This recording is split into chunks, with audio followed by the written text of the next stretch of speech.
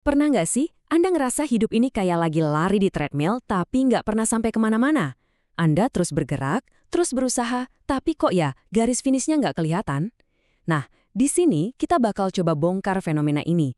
Kenapa sih kita terus berlari bahkan saat kita sebenarnya udah capek banget?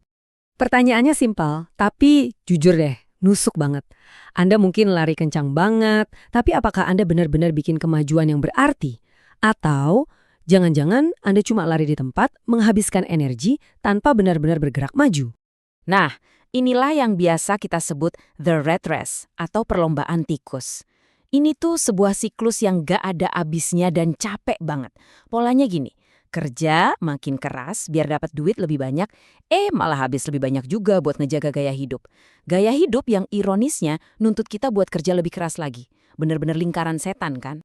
Oke, penting banget nih buat kita pahami. Nggak ada seorang pun yang sengaja milih, aku mau masuk ke perlombaan tikus. Nggak gitu.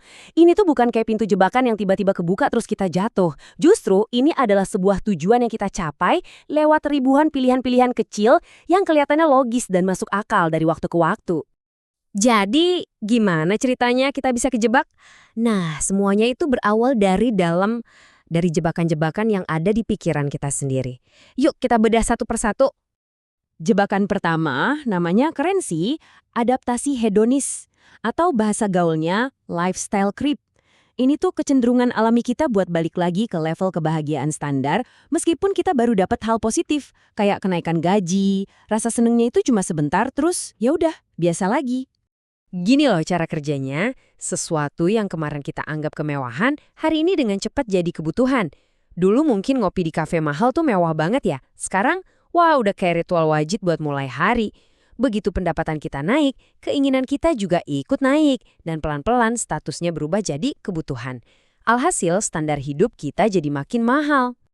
Lanjut ke jebakan psikologis kedua yang nggak kalah kuat, sunk cost fallacy.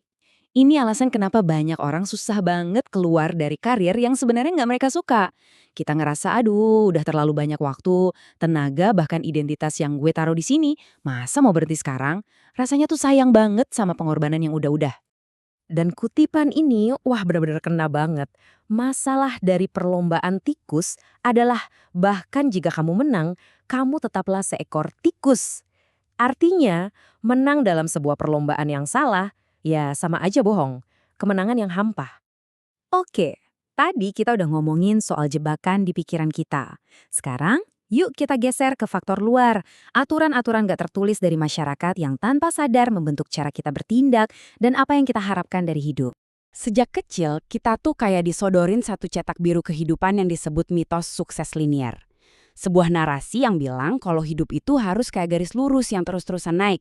Sekolah, kuliah bagus, dapat kerja kantoran, terus naik jabatan terus-terusan. Coba deh lihat alur ini. Familiar banget kan?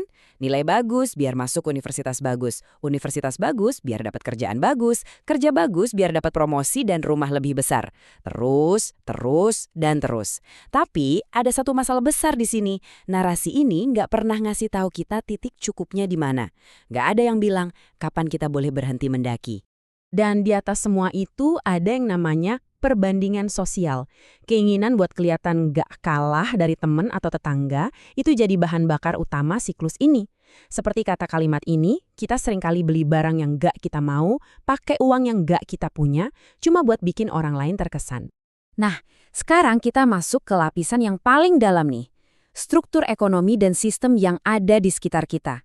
Yang ternyata bikin kita makin susah buat keluar dari perlombaan ini.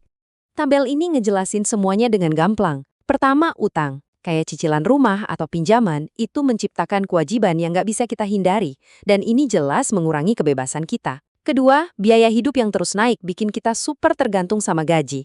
Akhirnya, kita lari pontang-panting cuma buat bertahan di posisi yang sama. Ditambah lagi ekspektasi dari kantor dengan hustle culture 24/7-nya yang ujung-ujungnya bikin kita burnout dan stres. Nah, grafik ini nunjukin akibatnya secara finansial. Coba lihat, seiring pendapatan kita naik, pengeluaran kita seringkali ikut naik dengan kecepatan yang sama atau bahkan lebih cepat. Hasilnya, tabungan kita segitu-gitu aja alias mandek. Inilah mesin inti dari rat race. Dapat duit lebih banyak belum tentu bikin kita jadi lebih kaya. Oke, kita udah bahas masalahnya panjang lebar. Sekarang pertanyaannya, Gimana cara keluarnya? Ini semua soal mengubah cara pandang. Kita harus menemukan jalan keluar dengan mendefinisikan garis finish kita sendiri. Kuncinya ada di sini, geser fokus dari liabilitas ke aset.